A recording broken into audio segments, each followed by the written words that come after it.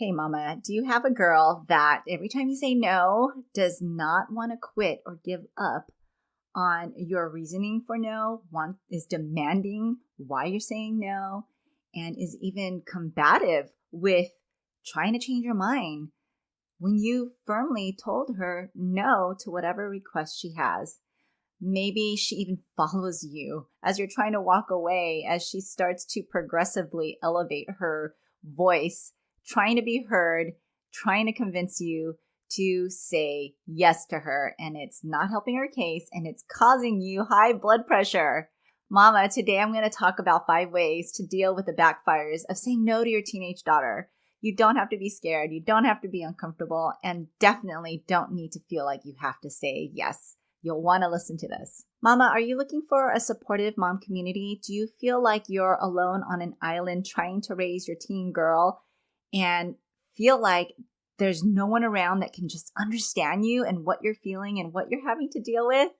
Well, you know what? The common thing I ask moms I work with the most to be valuable for them is having community with other moms who get it, who are in the same season as you, who are in the weeds too. Moms raising tween and teen girls just like you.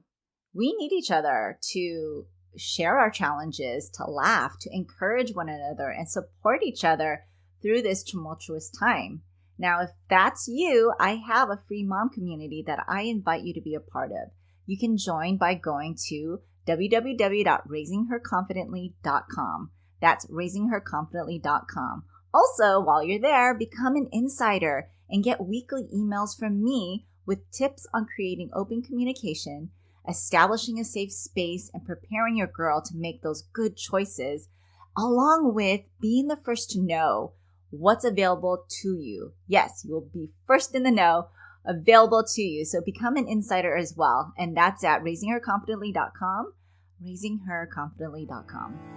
Hey mama, welcome to Raising Her Confidently. Do you want to have open communication with your teen daughter? Do you find yourself constantly thinking about how to talk to your teen or why your girl is not opening up to you? Do you wake up with confident intentions only to feel confused and frustrated when all you get are one-word answers from your daughter again? Hey, I'm Jeannie. I too was a mom raising young teens. I too felt grieved by the loss of my sweet, talkative little girl. I wanted her to come to me about anything, even if she was scared, and listen to my advice. But I kept thinking, she won't listen to me, and I don't know how to approach her, until I found tools to create open communication. In this podcast, you will find how to connect and talk to your teen and create a safe space for her to go to, so that you will have that close relationship you dreamed of. Go grab your glass of Merlot and throw off those fuzzy slippers, and let's dig in together. As a teen, I didn't really think about how hard it was for my mom to say no to me. I was a very strong-willed child. I've shared this in episodes past of how strong-willed I really was. I was hard-headed, like my mom would call me. She was scared, uncomfortable, and knew she had to muster up a lot of energy and a lot of patience with me when she knew the answer to my requests would be no. And even if she didn't give me the reason every single time, I knew hindsight there was very good reason behind her no's. But again, being the strong-willed person that likes to push buttons, I wasn't going to settle with a simple answer of no. I would really get fumey and push back as much as I could until I knew she would crack. I would push every single button to see which would unlock her ending up saying yes to me. And I eventually got what I wanted. But sometimes it was even a challenge to me to see how far I could go to get her to say yes to me. Yes, Mama, you're probably gasping right now, but I did find it as a challenge at the time. Now, I look hindsight, I'm just very grateful that my own daughter does not do that to me. But I understand your situation too with your daughter. I understand your daughter. And I understand you. I didn't regard what I was doing to my relationship with my parents, especially with my mom, who was always for me. I knew she wanted the best for me. But when she said no, I felt like she didn't. I wasn't getting what I wanted, and I needed to push back until I did. So having a strong-willed child that can't take no for an answer, I mean, it does have its amazing qualities, right?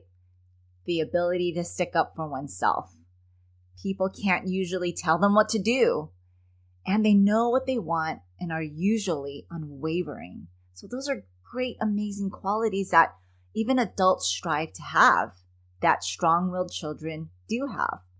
But in this stage of tween and teen and this stage of growth and development, your daughter needs some guiding, right? They're great qualities, but they need to be guided and molded to do good, right? Reining in these qualities paired alongside some character traits like respect, patience, gentleness, self-control, kindness is what the stage is all about. We're pointing them towards utilizing these great, amazing qualities a strong-willed child has, but cultivating it to be respectful, patient, gentle, have self-control, and kind. Now, Mama, your girl is testing you when you say no. She's pushing all your buttons, and at some point will not give up until it's blown out into a huge argument that you never intended to have. But she just knows how to stir you up. So today, I'm giving you some tips on dealing with the backlash of having to say no to your girl. And by the way, Mama, you are surely correct as a mom and guide to her, to your underage girl, and have the right to say no to her. And I'm going to give you some ways to help you and your girl manage those no's. You ready? Number 1, give yourself space between her question and your answer. Give yourself space between her question and your answer. Mom, can I? Blah, blah, blah, blah. Resist answering right away, even if you know what your answer will be. This allows her reaction and maybe your reaction to diffuse a bit, right?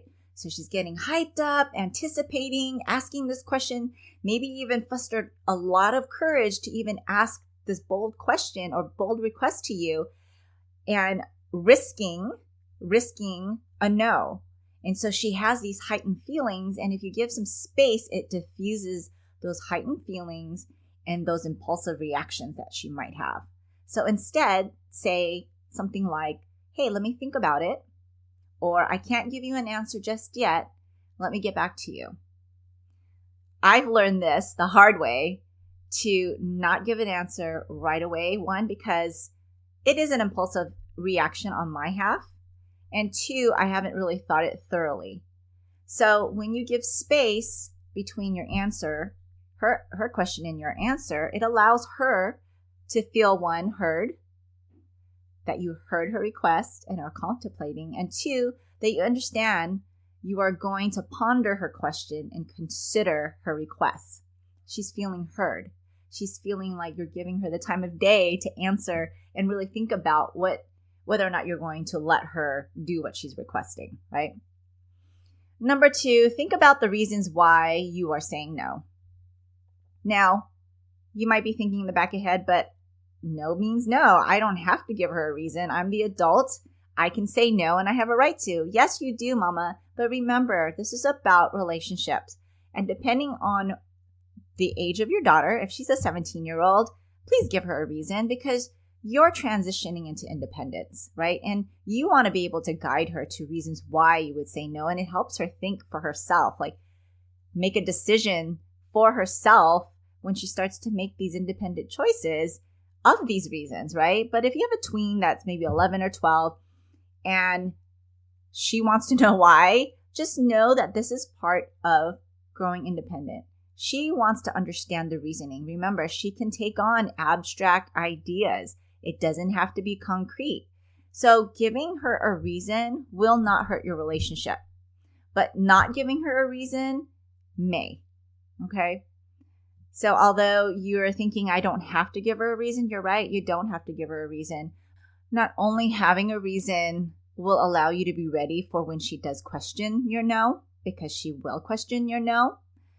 Now, there are some times where a simple no means no. However, when we are trying to create open communication with your girls, there has to be two-way communication, right? This is what this podcast is all about. This is why you're on this podcast, because you're learning to create open communication with your teenage daughter, because it will be different in this stage.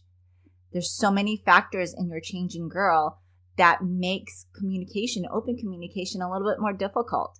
And if that is your goal, to continue open communication with her, it has to be two-way.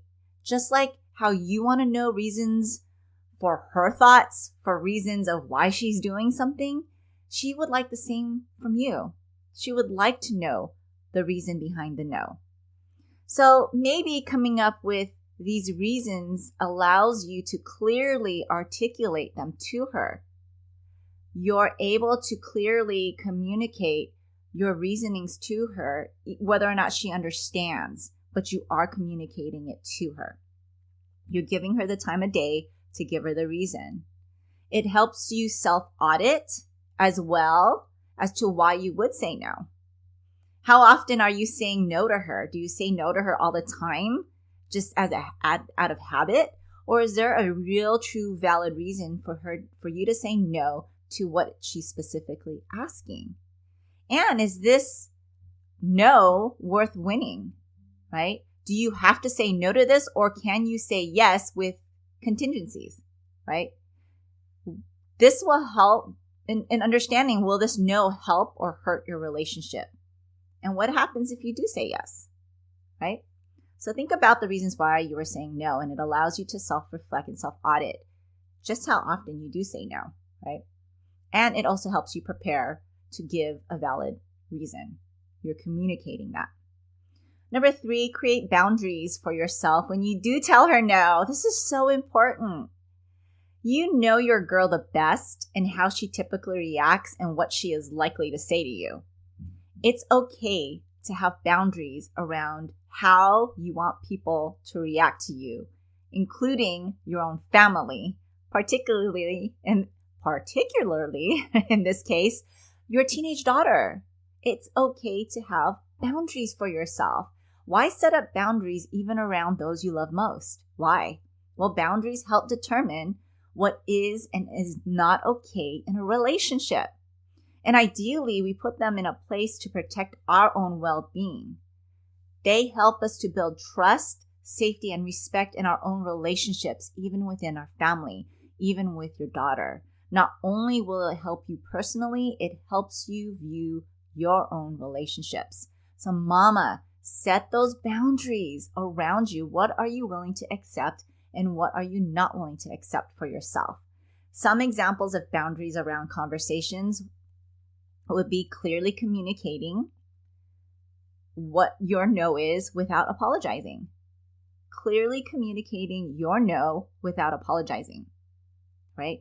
How's your tone? We're not being, having attitude. We're not being aggressive. We're just simply saying no. Maintain your no.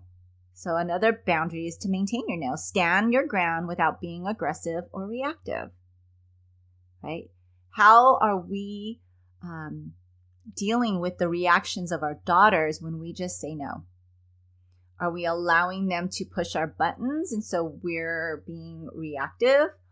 Or are we creating space so that no matter what she says, you can tell yourself whether it's not about me, it's about her. It's not my problem, it's her problem. You can tell yourself that in your head, and that might even help you calm down and be less reactive, right? Number 3, ignore when she provokes you. Ignore when she provokes you. Do not engage in her arguing with her, right? When she's trying to argue with you, don't engage. There's no fire if there's no fuel feeding it. If you're not arguing back with her, there's no fire happening, right? It's a one-way conversation. And mama, sometimes we can take these one-way conversations very personally because of the way they treat us, of the disrespectful words that they use. But I want you to know it's not about you, right? No matter how many darts they throw at you and how much it stings, we know it's not about us. It's about how they're taking on being said no to, right? How they're taking on being said no to and not getting what they want, right? I always compare teenagers to oversized toddlers, right? Toddlers throw fits and tantrums. They throw their bodies across the floor and start crying and kicking and screaming until they get what they want. Well, it's no different for teenagers. They probably physically can do that, and you probably witness your daughter doing that, but they're more very good with their words and being able to know, because they're older, they know how to push your buttons. And so they'll use those triggers to try and get you going. Don't buy into that. Don't buy into that. Just like a toddler throws a fit, it has nothing to do with you. Same goes with your teenage daughter when you're saying no. And another boundary, an example, is limit your contact with her at the time. Choose to stay in your room, excuse yourself, leave the house for a bit. Go and run an errand or do a workout for a period of time until things cool down. Excuse yourself. Those are examples of boundaries that you can prepare yourself with when you're going to tell her no. Okay? And what number are we? 1, 2, 3, 4. Number 4. Our fourth way is to be a united friend.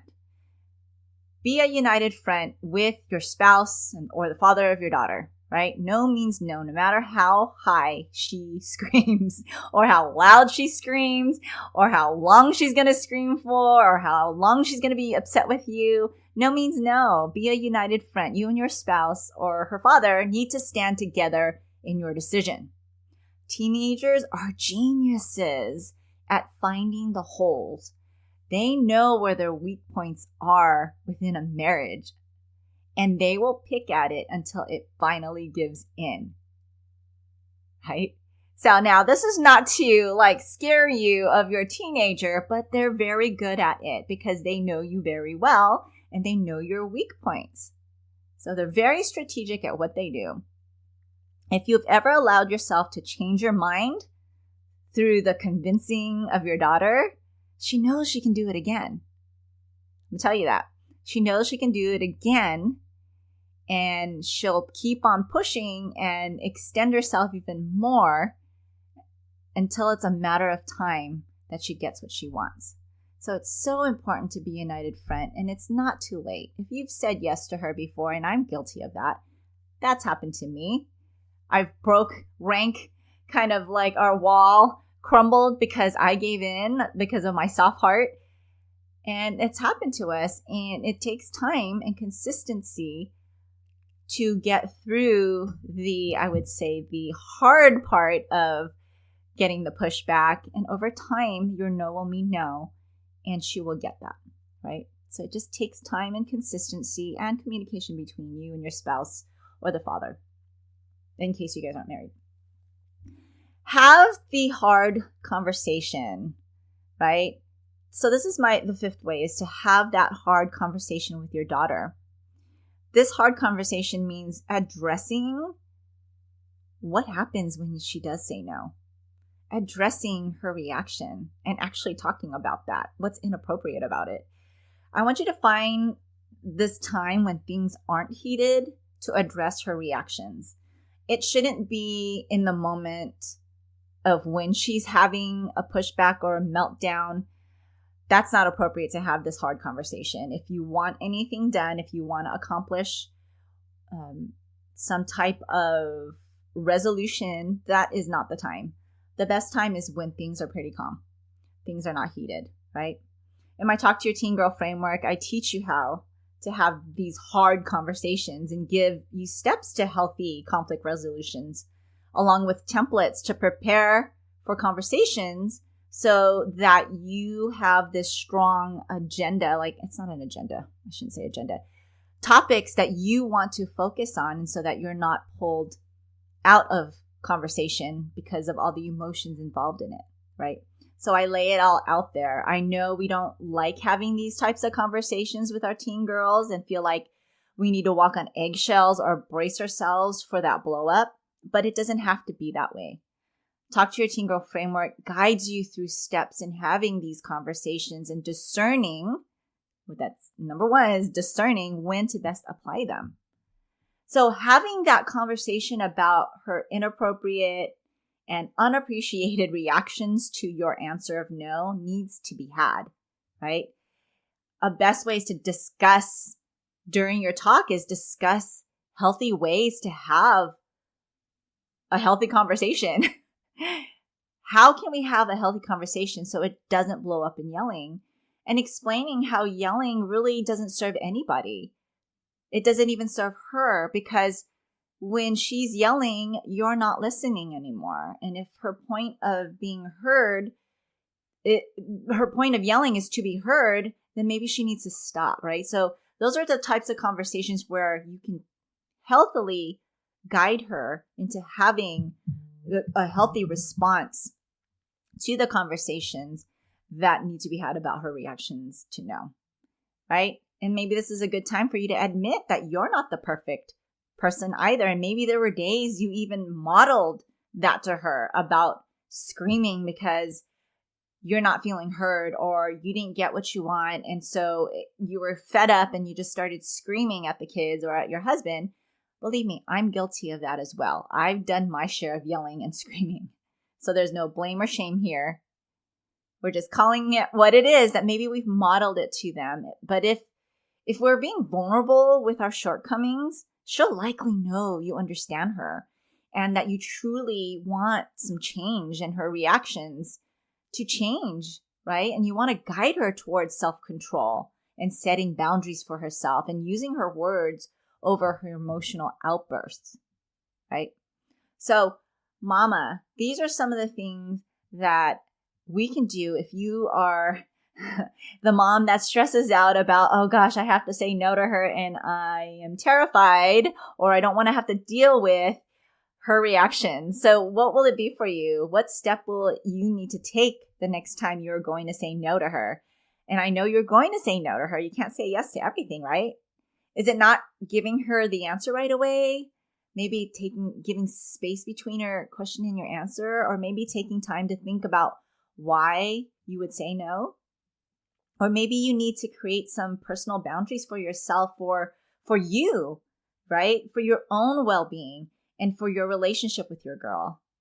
Or maybe it's having the conversation with your husband or the father of your girl about being a solid front on whatever answer you both decide on. And then maybe you've had enough of her frequent disrespectful reactions and need to have that hard conversation and address it, and just don't know how or what to say. And maybe it's time for you to equip yourself so you can confidently have those conversations. And maybe your next step is taking the Talk to Your Teen Girl framework. So if that is for you, then go to talktoyourteengirl.com and see what I teach can benefit these conversations for you. I hope this has helped you feel at ease to know that, mama, you're not the only one that gets the backlash at saying no, that it does happen in this stage, especially because she just wants to get what she wants and just doesn't know how to quite react in an appropriate way. So here are some ways that you can try when you do say no and how you can guide your daughter and protect yourself and your own well-being by creating those boundaries. I hope this has been helpful. And if you found it to be helpful, share it with another mom. Don't forget, you have a community of moms in the season waiting for you to embrace you and hug you because you are not alone, mama. Come join us at raisingherconfidently.com. I'll see you there. Hey friend, if this podcast inspired you or encouraged you or helped you in any way, I'd love for you to share it. You can screenshot this episode and share it in your stories on social media or text it to a friend who can use the support. It's the best way you can thank me. I want to let other mamas know they are not alone. I'd love to stay connected with you. You can find me on Instagram at Jeannie Baldemero or join my free mom support community at Linktree/Jeannie Baldemero. Until next time, live full of grace, Jeannie.